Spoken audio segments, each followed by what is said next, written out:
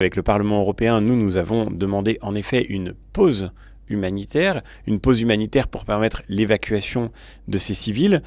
J'observe que l'armée israélienne ouvre des fenêtres pour pouvoir permettre que les civils s'en aillent. Mais la grande difficulté, encore une fois, c'est que tout est immédiatement récupéré par le Hamas.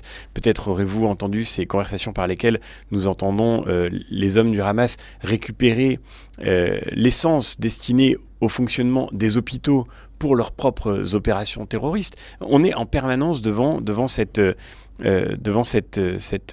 incroyable et sidérante manœuvre cynique qui consiste à projeter des innocents dans la spirale de la violence. Et pardon de le dire, mais ce qui me frappe le plus, c'est de voir que dans notre débat public, en France, en Europe, nous entendons aujourd'hui des voix qui sont, y compris sur le plan politique, incapables de choisir leur camp, incapables de ne pas mettre un signe égal entre le Hamas et Israël, c'est-à-dire entre la victime et l'attaquant, entre l'agresseur terroriste islamiste et la population civile qui a été touchée et qui reste touchée par ces drames, incapables par exemple de demander la libération des otages israéliens qui sont toujours retenus à Gaza.